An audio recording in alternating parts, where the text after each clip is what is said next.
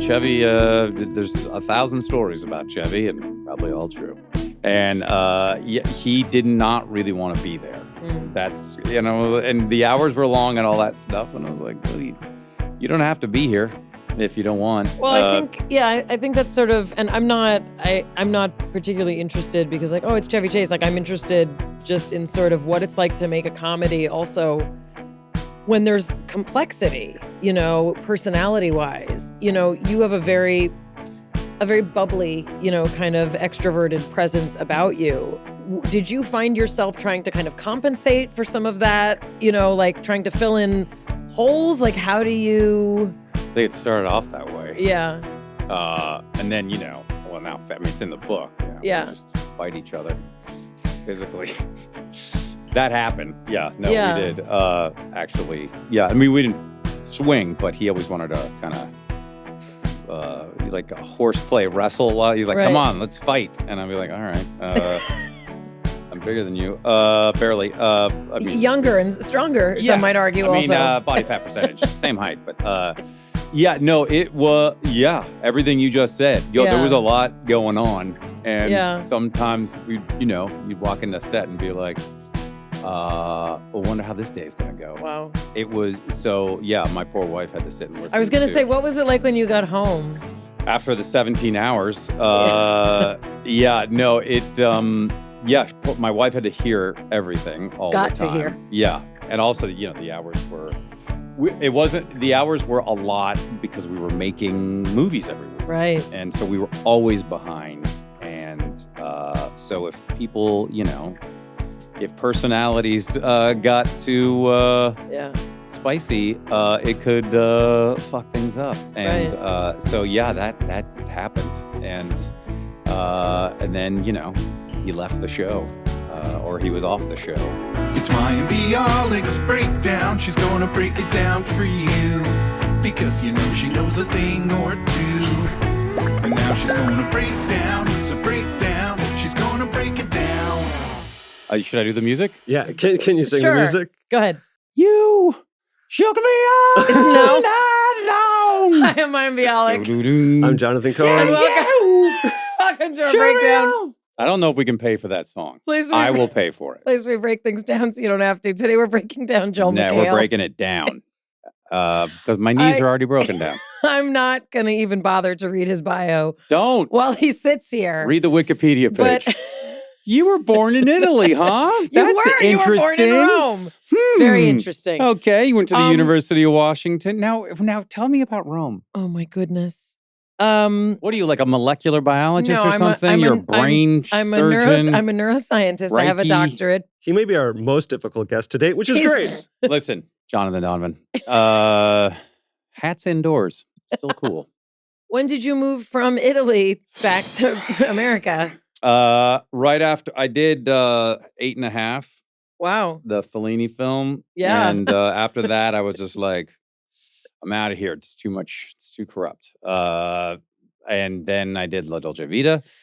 I went back and I was almost 6 months at that point. And no, it was very quick. It was like 2.5 years. Oh, got it. Then we moved to Mercer Island, which at that point was the woods. And Seattle was, it's not the shining, diamond on the neck bastion of anarchy that it is now. Yes. So there was only Boeing and timber warehouser. And my dad went to work for Weyerhaeuser. They left swinging Rome. Wow. And went to Seattle. Then we moved to New Jersey, Cherry Hill, New Jersey, Haddonfield, right outside of Philadelphia. And then moved back because my parents actually fell in love with Washington State. Wow. They are there right now in Walla Walla Prison. Yeah, it's a penitentiary. You played football and you also liked acting. You were that guy. Yeah, I'm a regular Fred Dreyer. And y'all went to the Rose Bowl in 93? Fred Dreyer, guys? Yes, okay. Got it. You went to the Rose Bowl in 93? I went there last night as well. I did. I went to the LCD Sound System concert. I was in full pads. Just to reminisce. Said I threw a few chop blocks at the keyboardist. Let's see. That was a lot you covered. I did play football in graduate school while getting my fine arts. No, I'm kidding. During undergraduate, Correct. I didn't. I was a walk-on, which you can Right. do on some teams. That after 2 years, I was like, I should get out of here. These people are way better at this, and they're very dangerous, and I need to run away. And so, but I was a terrible student, just like you, Mayan, and I really was bad. I just cheated all the time. And I got through it, and because I'm very dyslexic, and that's why I wrote the book, and with all the misspellings. And so what I'm saying is that I walked onto that team, but I was also doing theater. Got it. I did everything to avoid school while in school. I shouldn't have gone to like a regular university. I should have gone to a conservatory or something. But it all worked out. I do want to mention your book, Joel McHale. Thanks for the money. Yeah. Did you get that in a $2 bin or was it free? No, we ordered them. No. Wow. How to use my life story to become the best Joel McHale you can be. The book came out long time ago, 2016. Yeah. But I have to say, one of the prettiest books I've seen. First of all, it's printed in color, and that's very special. They lost a lot of money on that. They really did. Yeah. But really, there's some very funny stuff and some very interesting stuff. You actually read it? Fantastic pictures. Jeez. Yeah. Fantastic my parents pictures. liked simulated sex on page 72, I think, which they mentioned numerous times. It shows you hamming it up in school plays and when you were young. So do you remember liking that kind of attention or experience? Like that's what sort of got you? It's called a narcissistic wound. Yes. Where you want to be seen all the time. I'm not kidding, I did a play at Haddonfield Elementary School. It was it's a Small World. Oh. The ride. No. Yes. So there is a Disney play. There's a Disney of the ride called It's a Small. So they were like, talk about indoctrination.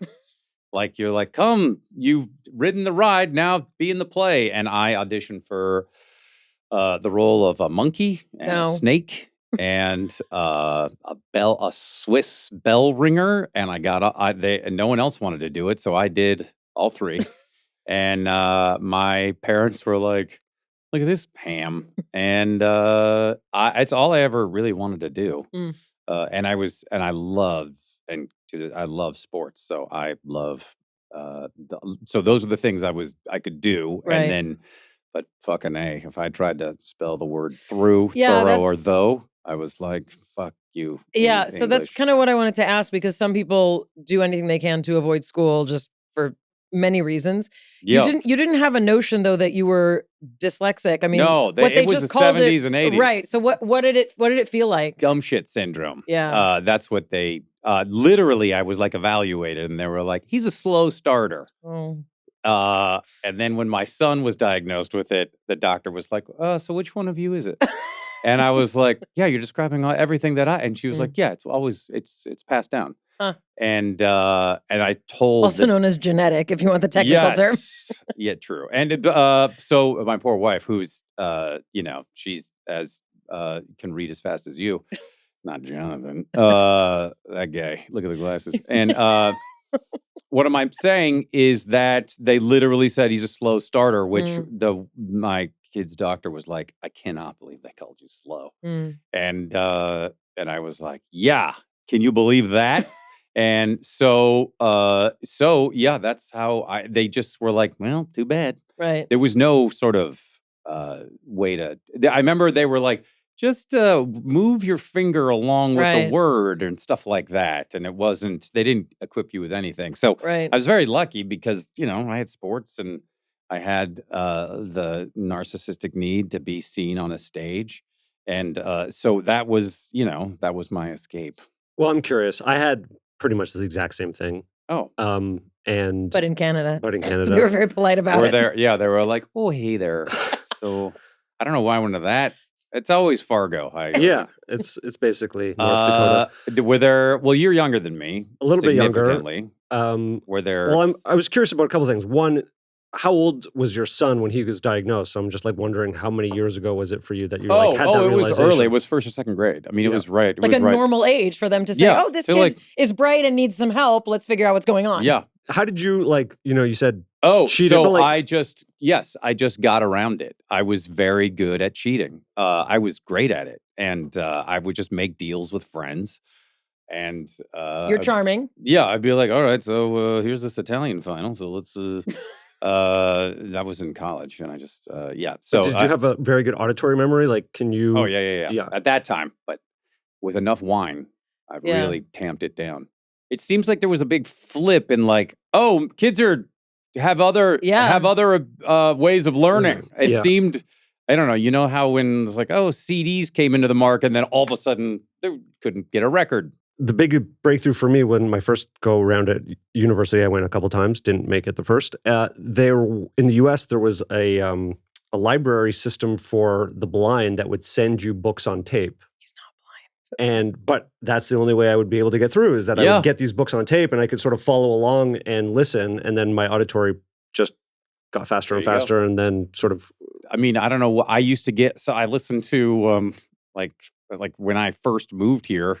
Was driving around going to commercial auditions, I was like, I got Lord of the Rings on tape, or it was on CD. It was like just 60 short CDs.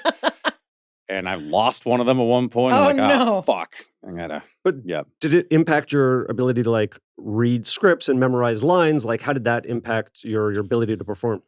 Well, you just read slower, but memorization's not a problem. And also, you did a lot of improv, right? Lots of improvising, yeah. But and I'm out of the practice of like memorizing a play or something. But it doesn't; those things, as you know, are not. They're not affected by dyslexia. I mean, memory and if anything, I think my memory is better, at least for certain things. Though I can't tell you what I did last week. I think I had hit myself in the head with a hammer. Were you, as a kid, this verbally fast, or was that come on no, more this from is the improv? cocaine. Yeah, it helps. Obviously, this is we're on a podcast, so I'm talking faster than I do talk. I mean, sometimes my mom is like, "Can you not talk so fast?" And I'm like, "Yeah, slow down a little bit." Yeah, I can get pretty excited. The reason I ask is because it's common for kids who are diagnosed with whatever we were diagnosed with also to be highly bored in school. And that, often they'll have other abilities. So when you say, now all of a sudden the world has come around to be like, kids learn differently, but also sometimes a deficit in one area also has strengths in others. And so for me, I was quite bored in school, and I could always sort of talk my way out of bad situations. I mean, was it boredom, or was it you were?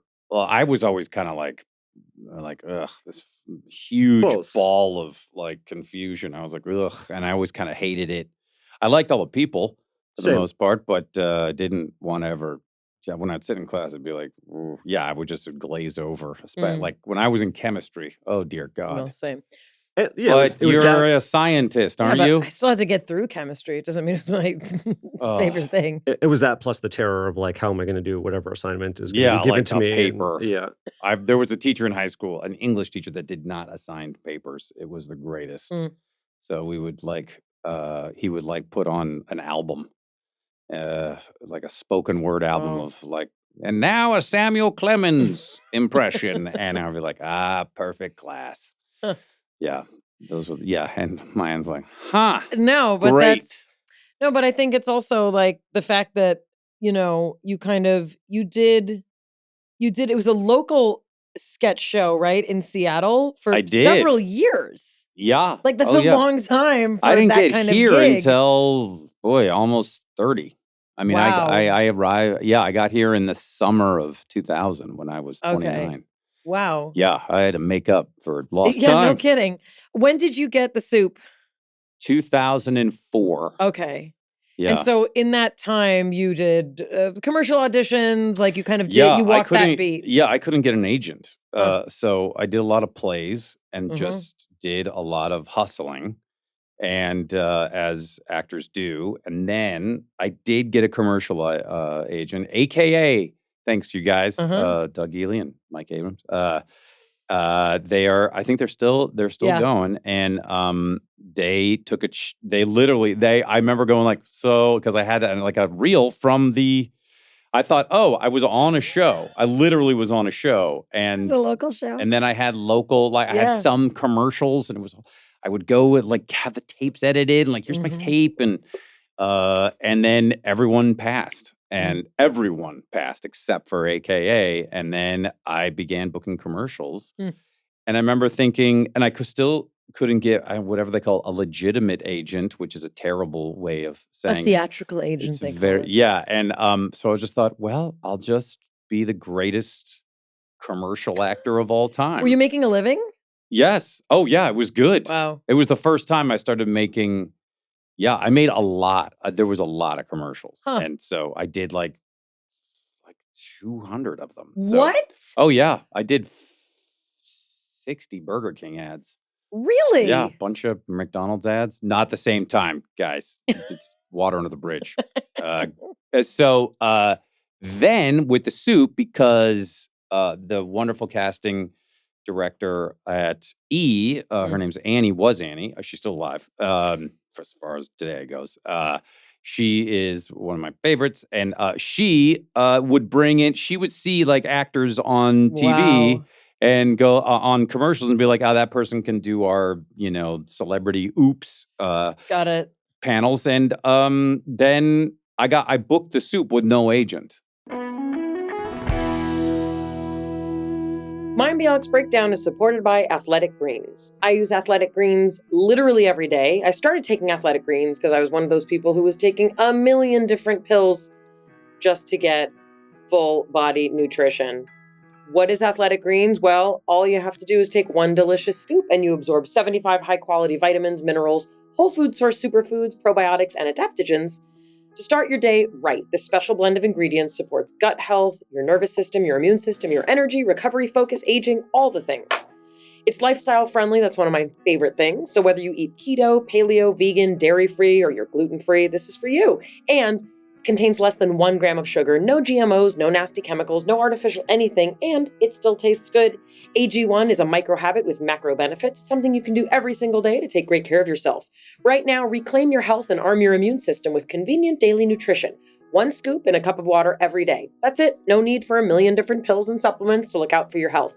And to make it easy, Athletic Greens is going to give you a free 1-year supply of immune-supporting vitamin D and 5 free travel packs with your first purchase. Just go to athleticgreens.com/breakdown. Again, that's athleticgreens.com/breakdown to take ownership over your health and pick up the ultimate daily nutritional insurance. Mayim Bialik's Breakdown is supported by BetterHelp. We've all had times when we felt uncertain about where we were going in life, myself included. Sometimes we're faced with tough choices. The path forward isn't always clear. Whether you're dealing with decisions around career, relationships, or really anything, therapy can help you stay connected to what you really want while you navigate life so that you can move forward with confidence and, imagine this, excitement. Trusting yourself to make decisions that align with your values is, like anything, the more you practice it, the easier it gets. I practice these things by going to therapy. I go every week, sometimes twice a week. If you're thinking of starting therapy, give BetterHelp a try. It's entirely online, and it's designed to be convenient, flexible, and suited to your schedule. Just fill out a brief questionnaire to get matched with a licensed therapist and switch therapists anytime for no additional charge. Let therapy be your map with BetterHelp. Visit betterhelp.com/break today to get 10% off your first month. That's BetterHelp, HELP.com/break. Okay, so for people who may not know, because I first learned of you from the soup. Yes, and you were on it. I was on it. That's a different story, which Jonathan really wants us to talk about. But I did not know this. That was not in the research. First, what I want to say is, for those of us, I'm a little bit younger than you, like minutes. You're 75. 50, I was born in 75. Oh, no. I'm 51.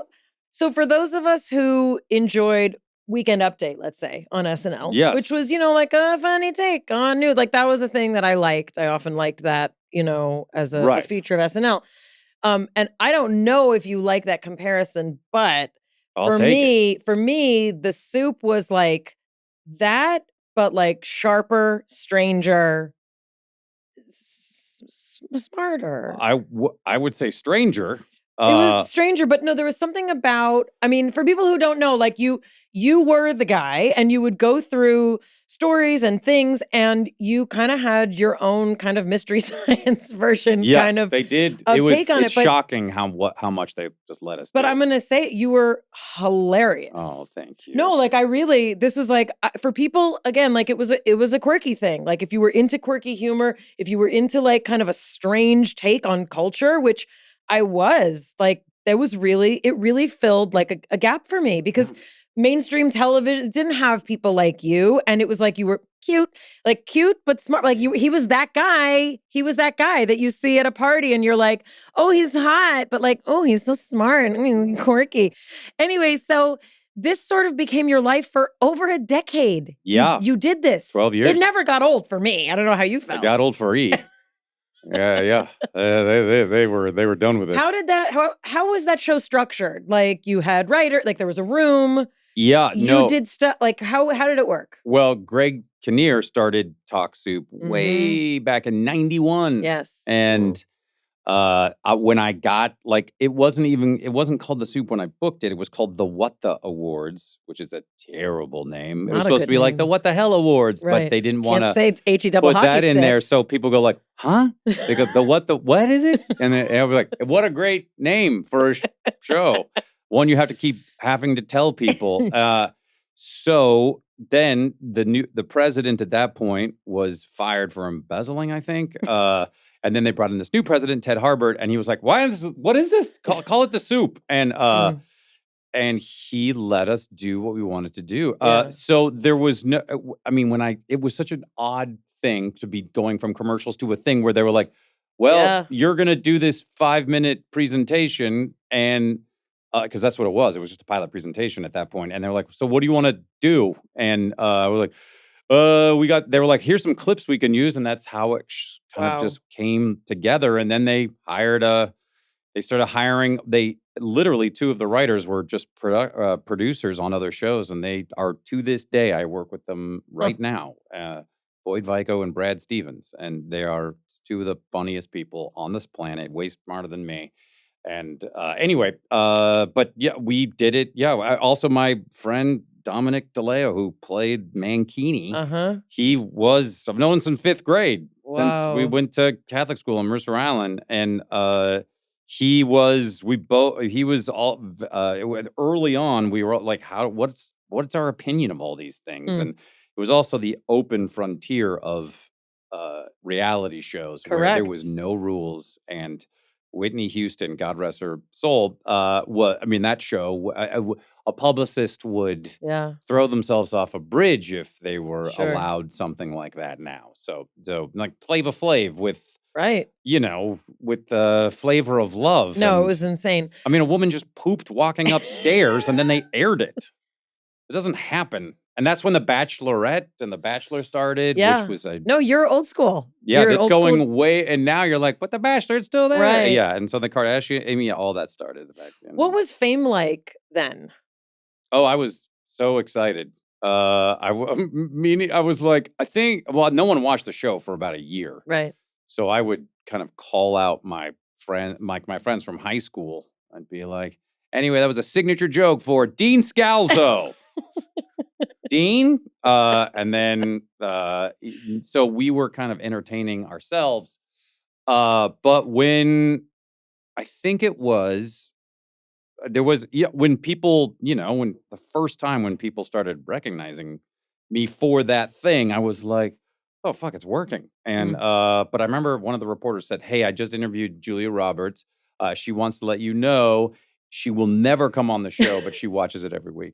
And I was like, oh, hey, all right. But I liked how she prefaced it. She's not coming on ever, but she likes it. So I was like, it's a win.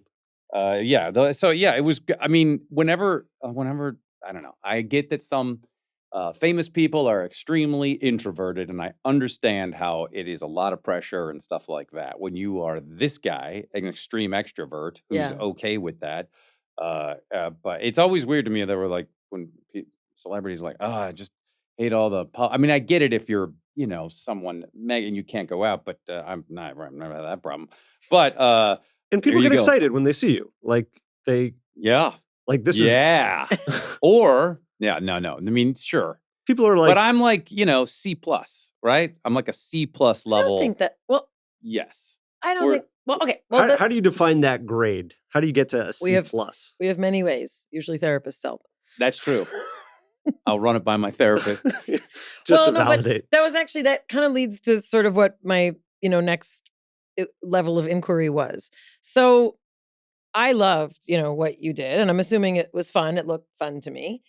Did you feel like, and I don't mean to put something in your head that you're going to have to take the therapy. That I couldn't read? I mean this, you don't have to read it.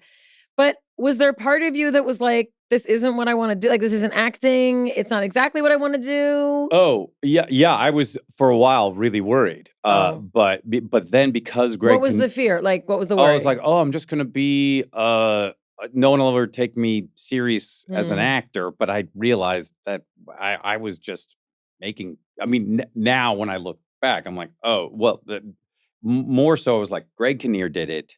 He went on to do, he's went into, so I was like, okay, so there's the blueprint that I'm going to try and follow. Because at one point they wanted to make it daily, and I was like, we shouldn't do that anyway, because we're packing all these clips in to one show, so it's a satisfying truffle. And I asked a couple of my actor friends, and they were like, oh no, I'd never do anything like that. But then I realize that Hollywood is a strange. It's a combination of obviously very talented people, and you have to be good, but it's a popularity contest and a weird. So when the soup started working, I started getting the auditions that I always dreamt of. Like, I'm not coming in for the third neighbor on this pilot. They're actually considering me for a role that has a name, a first name. It's Bill the neighbor. Right. And so that was like, that's not, well, I was like, well, if I can't, get them on the merits of my acting, then I'll just get them on the merits of my, people. I'm on a show that people see on basic cable. So so then, Community came along. Well, first of all, Steven Soderbergh came along and hired me. And so that all, then now it's all different because game shows are hosted by movie star and all that crap, and no one cares anymore. Yeah. But who would ever host a game show? Am I right? Exactly. So anyway, all those rules now. Now no one cares, but back then I was like, oh no, this is gonna happen. So tell us about Community.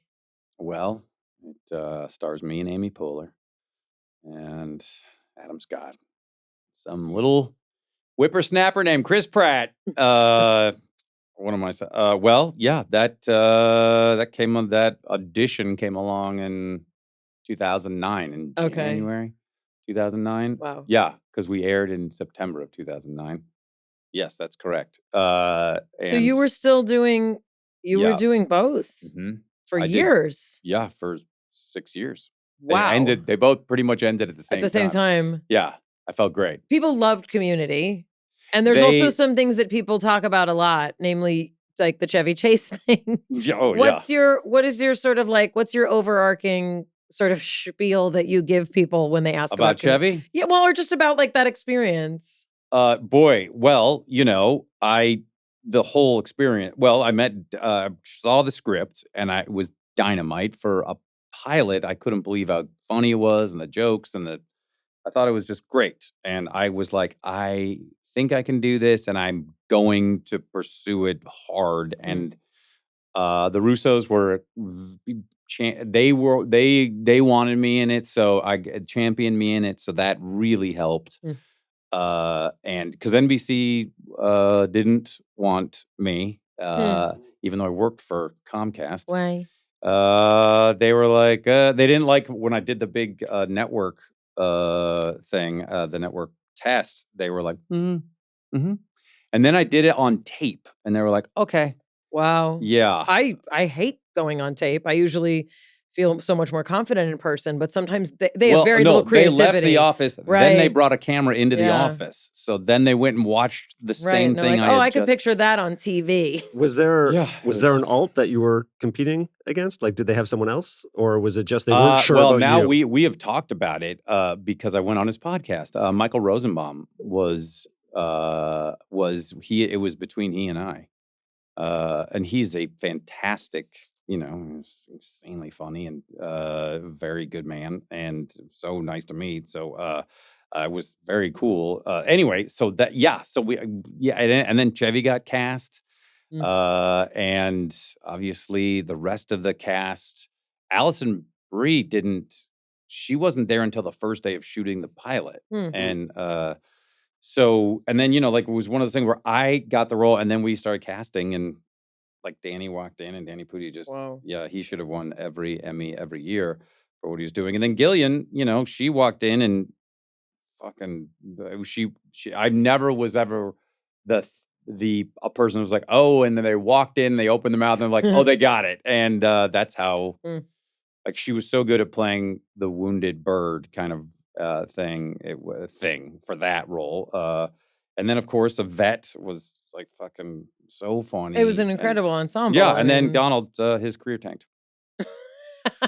He was having a hard time. Yeah. Anyway, that was a long way of saying, it was a rare moment where I'm like, I know what we're making is good. I know this is good, and Dan Harmon will fight you to the death to protect his, to protect his shows, and he did, and so did the Russos, and so we at the time the show was okay doing in the ratings, but the new president, there was like 5 different presidents came in through NBC, and the one that we were under, he didn't like it, so that didn't help, and then he eventually canceled it, and then we were brought back to Yahoo Screen. Wow, that's right. But there was a lot of fan demand for the show. It became fanatical. Yeah, it became so. Yes, the cult following of the show became very cultish, and they killed a lot of small animals in sacrifice. No,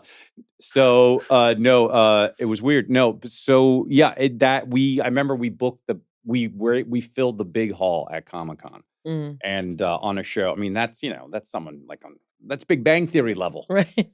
You know what I mean? I mean, sure, we didn't get the private jet from Van Nuys in and out in 2 hours, but still. Anyway, that's a lot. But we knew that it was going well. But then the show really didn't become this big thing until the pandemic. And I mean, it was doing fine. I mean, people, but then it took off. So you get cast, and then you said they cast Chevy. Yeah. What's going through your mind when he gets cast? Because he's, SNL, comedic icon. No, I don't know what. It's comedy gold. Yeah, no, he's Vacation. It's all that. And, Chevy, there's 1,000 stories about Chevy, and probably all true.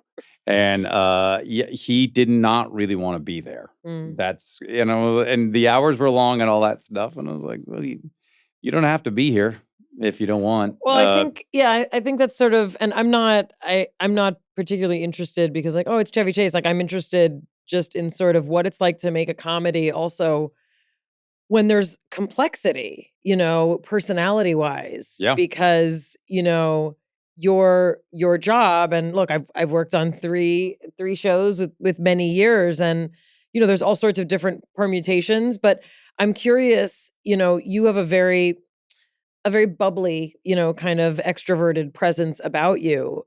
Did you find yourself trying to kind of compensate for some of that, trying to fill in holes? How do you... I think it started off that way. Yeah.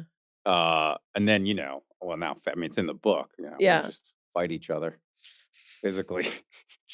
That happened. Yeah. No, we did. Actually. Yeah. I mean, we didn't swing, but he always wanted to kind of like a horseplay wrestle a lot. He's like, come on, let's fight. And I'd be like, all right, I'm bigger than you. Barely. I mean, younger and stronger, some might argue. I mean, also. Body fat percentage, same height, but it was, everything you just said. There was a lot going on. And sometimes you'd walk into set and be like, I wonder how this day is going to go. Wow. It was my poor wife had to sit and listen. I was going to say, what was it like when you got home? After the 17 hours, my wife had to hear everything all the time. Got to hear. Yeah. You're welcome, Sarah. Thank you for putting up with me. And also, the hours were It wasn't, the hours were a lot because we were making movies every week. Right. And so we were always behind. And so if people, if personalities got too spicy, it could fuck things up. And so, yeah, that happened. And then, he left the show or he was off the show. Right. You Yeah. also had 2 kids somewhere Yeah. in there. They were, born in 2005 and 2008. Right. So So you've kind of been actively working, I mean, essentially for all that time, right? Yeah. I mean, those things. Yeah, for where sure. you just kind of expand your brain Right. to include now to people that you are trying to keep alive. Right. And I mean, and my wife, as I did these 2 jobs, and then I was such a crazy person, I would be going and doing stand-up on weekends or shooting. What were you running from, Joel? Oh, that's a good question. It's a wolf. That's how it manifests. It's kind of like, that what's that animated movie? The Roald Dahl movie. Come on. Phantom Tollbooth? No, Phantom Tollbooth. Willy Wonka and the Chocolate Factory? Yes, it's Rear Window. My favorite Roald Dahl movie. Clockwork Orange. No, so, yeah, I don't know. I'm always running. Yeah, this is how I've always been. Yeah. I always think, as a performer, you always think I've tricked everybody. And just, imposter syndrome. Yeah. Which makes me, But I play a great imposter. Absolutely.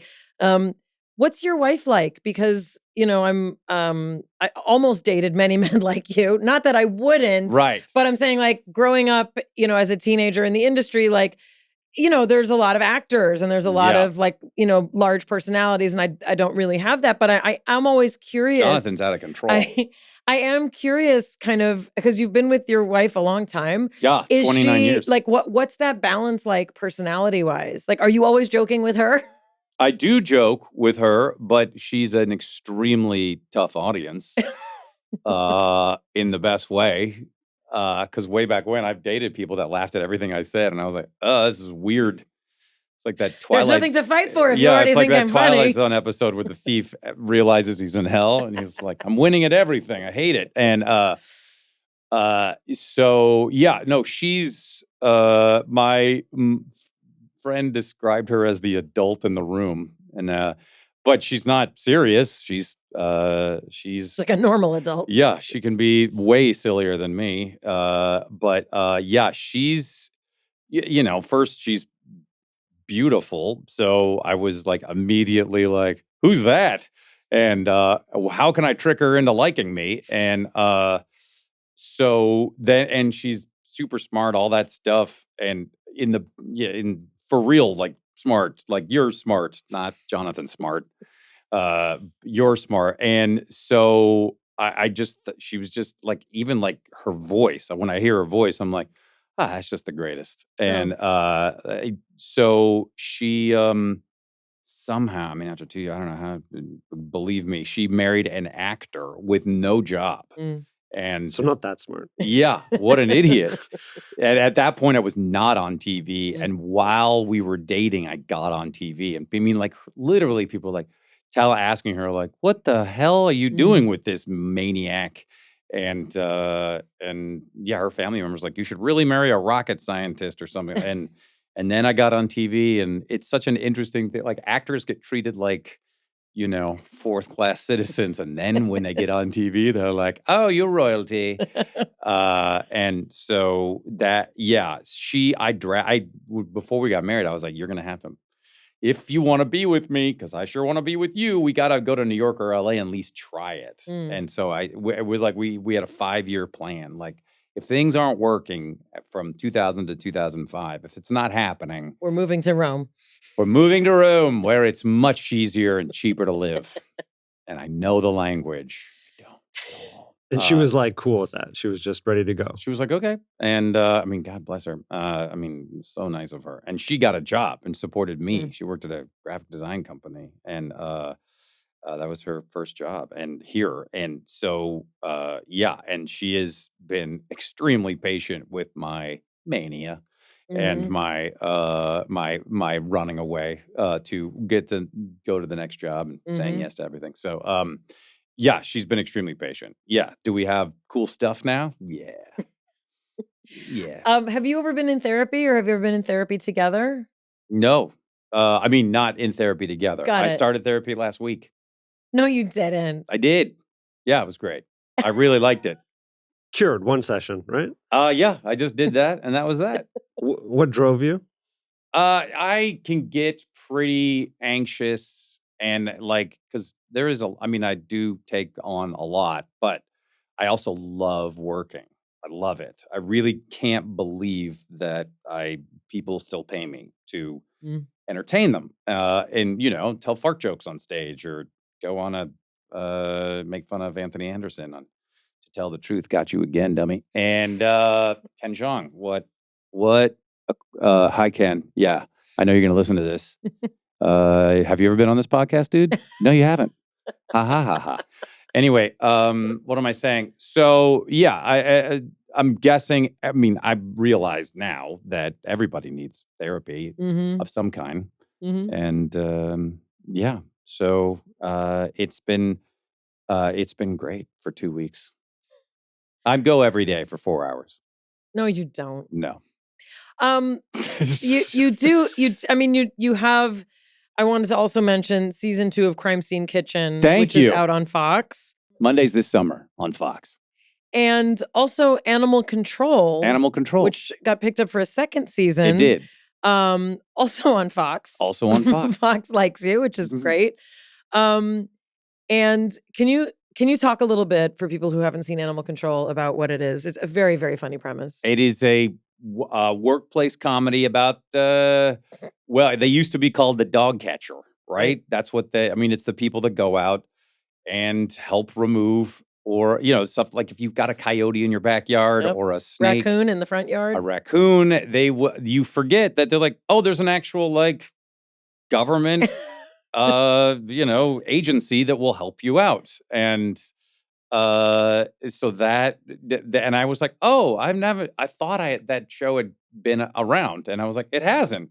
Oh, that'd be great to do. And I freaking love animals, and my wife, every time I'd be like, send her photos, she'd be like, this really is the perfect job for you. So the cast is dynamite and really funny people. And so believe me, when Fox asked if I would do it, I'd be like, fuck, yeah, it sounds What kind of great. animals have you gotten to work with?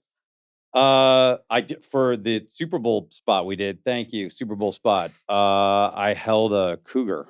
Wow. Yeah, and it was the offspring of an injured cougar in British Columbia, and was that baby? Yeah, it was about when I first met him, he was 3 months, and then he was 4 months the second time, and the purring was so loud. It's like a growl. Yeah, that I'd be like, sorry, we're just gonna have to shoot the line. Tarantulas. Okay. Which I didn't know that I would love. And what do you love about tarantulas? They're super mellow. I mean, as long as you stay on their good side. This one was named Gretchen. No joke. 7 years old. She goes around to schools in Canada. Is that the? That's you being bitten on the cheek. How dare you? He's licking me. Yeah. Wow, that's a big baby. Yeah. No. Obviously, lots of dogs and cats. A lot of snakes. Yeah, and I love all that stuff. Jonathan does not like snakes. Can you tell him a snake story? No, there's no reason to be in contact with a snake. What's going on, dude? They're disgusting. He's got a real thing. No, he's acting they're like slimy or something. No, they're just. I have a visceral reaction to snakes that is totally normal and reasonable. And anyone who doesn't have that, I really question. Is this some sort of Bible thing? No, Jonathan has the kind of reaction that when they do primate studies and they show them a picture of a snake and they freak the F out. Yeah, there's just something about a snake. He has that reaction. It's like there are safety mechanisms if it starts to strangle you or it just doesn't strangle you. Like, how do they know? If you watch the scene of the snake, I wrapped the snake around my neck and pretended to be strangled by it. But couldn't it just squeeze? Yeah, it could have, but so with snakes, if they are fed, then they don't care. I was like, how long do we have this? It's when they're hungry that they try and kill you. Yeah, but So that's That's a Burmese python. That's not your hair looks amazing here, by the way. So much, thank God. You've got great hair. I think it's worth saying. It's really come a long way in the last few years. So the anaconda. Which one is that one? That's also another. So a Burmese python. If it eats like that one had a rabbit 3 days before, a frozen rabbit. So I think it was dipped in chocolate. No! And nuts. It was just, and they stick a little caramel in the middle. Yeah. And no, they will be like as agreeable. They were like, you can work with them for 20. Here's the thing about working with animals, though. It's still a wild animal. And for any reason that animal wants, it could decide to hurt you. You could also make the same argument about dogs, though. I thought you were going to say about Jonathan. Well, yes. Look at that beard. It's just glorious. I do make that argument about dogs. Yeah, I mean, they're animals. And yes, you have to be extremely, the trainers are all there. The Humane Society is there every day. So anyway, if you run into an African rock python, then it'll kill you in 2 Seconds minutes. flat. Oh, it will. Yeah. What's the deal with that snake? Well, that's why they're not pets at all. I just assume all snakes are those snakes. It's like would you do Shark Week? I don't. No, she would definitely not do Shark Week. I don't know what Shark Week is. You would get Shark Week on Discovery? You get dipped or dropped in a container and then sharks come up and try to eat you. That's not interesting to me. Well, we're in the ocean. But, like a nurse shark is like a golden retriever. They are not interested in you. They're interested in food, but they're interested in not you. But a tiger shark, this is why you never see them ever in an aquarium, because they have automatic. If you touch their nose, they automatically bite down. So you're clearly not afraid of animals, are you? Do you have any fears, like heights or something random? Just when I look in the mirror, I burst out crying. Just facing myself. Yeah. No, that sort of thing doesn't. Heights and stuff, I've never had those sorts of worries. So I'm trying to think of things. Packing, I hate it. You'd like packing for a trip? I hate it. Well, I'm as you can tell, extremely ADHD. And so if my wife's trying to get me to do paperwork, stuff like that, she's like, this is where you need to step up, dummy. And I'm like, yes, I'm going to engage. Do you have a formal diagnosis? Or you just know that you fit that diagnosis? Yeah, I fit it perfectly. Does that go with your dyslexia, do you think? I hope so. We did the quiz at one point. Peanut butter and chocolate. We took an ADHD quiz. And? I have all the internalizing features. He has all the externalizing features. I'm amazed he hasn't pulled out his phone anytime you've taken a breath. Because usually if there's any blank space, does it happen when you're in it happens all the time. Yeah. I do find it hilarious because they're like kids, they're always on screens. And I'm like, check out old people. All old people. They are on screens. Yeah, they're like, wow, I'm so glad we went all the way to Cabo San Lucas to look at our phones. That's what we do. I do want to say, Greg Kinnear aside, you've had an amazing career. I was like, who's this man's rep? Because you've been working very consistently on things that really feel like you. That's the thing. When I see you in things, I'm like, that feels like him. It feels like he got the thing that he deserves, that he wants, that he's good at and appreciated for. See, this is where my imposter syndrome kicks in. No, but I'm just like, my career's just 2 seconds from being over. No, but you've done really incredible work very consistently. And I think that's really amazing. And not a lot of people have that experience. But for me, look, being on something like Jeopardy, I'm literally in everybody's house all the time. And with Big Bang Theory, and I have some friends who are like, I don't watch I've never watched it. And I'm like, okay, well, it was the #1 show. And I'm like, people loved it, but it's nothing like Jeopardy. Because now I get the like, my grandmother and my great grandmother love you, and we all watch together. It's like a very different. It's a different. I'm ubiquitous. It's not even like I'm famous. Yeah. I'm just like no, ubiquitous. and I don't. Would you? I mean, It's crazy to think those worlds don't cross that often. Which because when I do stand up, it'll be these community fans, and then it'll be like soup fans who are going way back, and then people will be like, "I love Card Sharks," and I'll be like, "Wow, this is." But then you think about why? How do I associate myself with certain celebrity or like someone I'm a fan of, and you realize they do this whole other thing that you don't even realize they do, and so it's an interesting. What about your role as a dad? Like, what do you think of when you think of dadness? Like, they've known you famous. They've known you public. Yeah, they don't give a shit. Right. They actively make fun of me. Same, Like my kids were like, "Hey, Dad, what was it like when you were relevant?" Like when you were a popular. Are they getting notes from my kid? Yeah, and it would be odd if your kid was like a big fan. True. I mean, sometimes they like I took one of them to the Super Bowl, and so he was like, "All right, this is good. Right. I like this part." Do they feel like it's the least you can do for all their misery? Because that's what my children feel like. Yes. Like my mom is constantly being like poked at and looked at, and like she never looks like herself except when she's in her pajamas. So I think they also feel like the least you can do is like take us somewhere interesting. Yeah. No, yeah. They have no desire to go on location with me ever. No. But I mean, like the Super Bowl, like that's fun. Yeah. And if we can go to like a Seahawks practice, that's like, okay, that's good. Right. And I hosted my older son loves Legos to this day. And like 35% of all Legos are sold to adults, by the way. And but I hosted the Lego Con. And we were in Denmark, awesome. and him. That's incredible! Like, oh yeah, this is a good one. Can we do rapid fire real quick? Rapid fire breakdown style. You're gonna get when everyone's like rapid fire. Yeah, you're gonna get my same answers. Ready? Okay, Joel Weisenheimer. What was your mother right about? Pass. What was your father right about? What? What was my mother not right about? What was your mother right about? That I would regret not learning an instrument. Oh. She would be like, "Well, you can quit piano, but you will regret it." And she's right.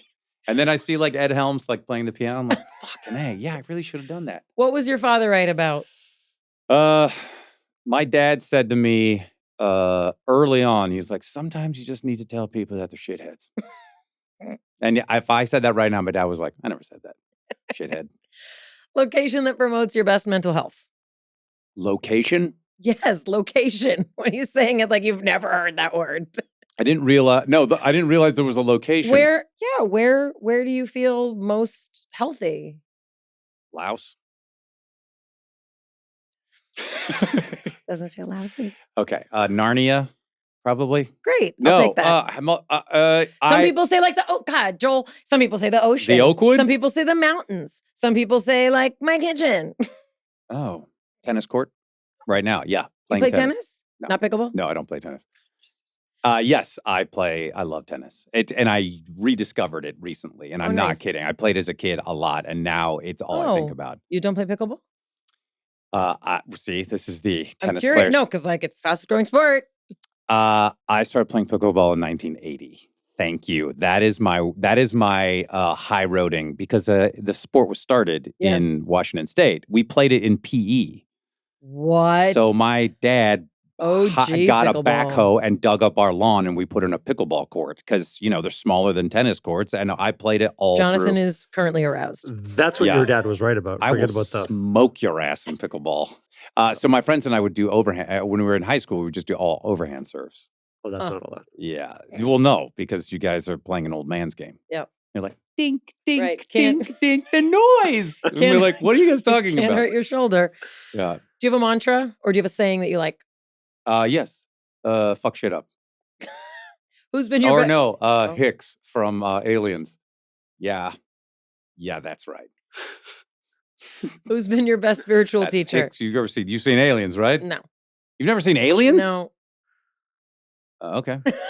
Who's been your best spiritual teacher? John Cleese. Oh. Yeah. No. Well, my wife is way more, smarter and Moment of best intuition. I knew Donald Trump was going to win in 2016. Same. Yeah, I was like that guy, and every time people would be like, "There's not a chance," I was like, "He's winning. It's happening, whether you like him or not," and it did. Who are you most competitive with? Who am I? Boy, it depends on the time. I'm thinking now. Oh yeah, my entire goal in life is to beat my tennis teacher. You hear that, Bill? Joel McHale, it's been really, really fun having you Welcome here. to the halfway point you're done. Podcast. Please tell people where to get all the things, Joel McHale, that they should get. Besides your book, Thanks for the Money, which is really awesome. Well, and in thank color. you. Flop. People can watch. People can watch. Well, they can watch Animal Crime Control. Scene Kitchen on Mondays. Great. At 9:00 after. Stars on Mars. Yep. And then Animal Control is repeating this summer. It's on Hulu. Amazing. And then House of Villains comes out in the fall. And a couple of the Big Bang Theory movie that I'm doing. I'm excited You're about playing that. me. Yeah. The Blossom movie. I'm excited about that. And then this dating show that takes place in Ashland. I host that. I can't. I'm sorry. Oh my You ever God. been to Lincoln City? From our breakdown to the one we hope you never have. We'll see you next time. No, Jesus. we fucking won't. It's Mayim Bialik's breakdown. She's gonna break it down for you. She's got a neuroscience PhD or two. One fiction, and now she's gonna break down. It's a breakdown.